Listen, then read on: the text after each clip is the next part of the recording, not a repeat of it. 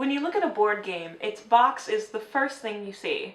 Sometimes that box says, this is what you can expect to see inside this box.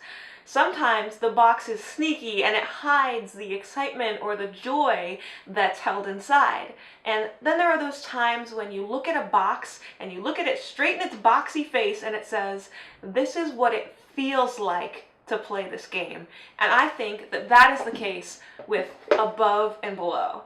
In this game, you're going to be assigning your villagers to different tasks, like building, harvesting, exploring, or recruiting new villagers, and you're going to be building a village. In the end, the player with the most victory points will have won, but everyone will have created something unique.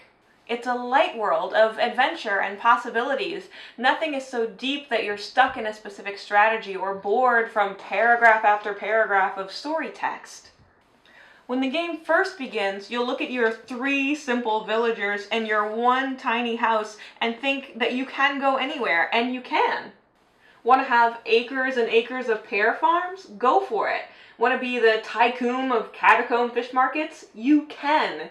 You can try to snag up every card with a pot on it as soon as it hits the table if that's how you want to play. Or maybe you want to be the nomad, the explorer. Like an iceberg, your above ground presence may be minimal, but below the surface lies a vast network of markets and agriculture and production. But you don't have to pick one specific route, and oftentimes things just won't work out that way. You can choose to, every turn, look at what the cards are currently offering you and decide what you like best.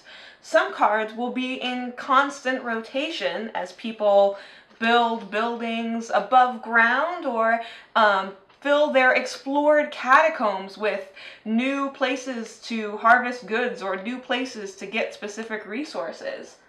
And the pool of recruitable villagers will change as people take new villagers under their wing and new faces start to show up.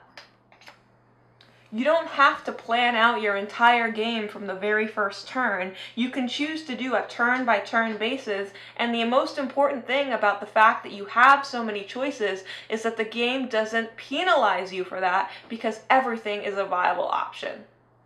You can actually choose your path to victory, but it's really more like choosing how you want to enjoy the game. And there will be instances when you might want to explore, but you only have 1 villager left and you need at least 2 to do that, but those are small, temporary instances. Your whole game, or even your whole turn, won't be that way.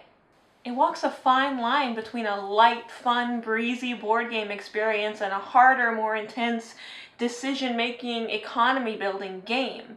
If I had one critique of this game, it's sometimes that it can feel so light, especially in the story aspect, that when you're gathering up your party to go deep into the catacombs and go exploring, and you roll that die to see which story you're going to get, and you wait and you listen in anticipation as the person next to you reads your story, it can be a little bit of a letdown when that story is kind of light, and at the end you walk out with a mushroom and 1 point of reputation, and you're like, okay, I guess that was worth it? But you feel like what you were expecting and what you had built up for was just not what you got.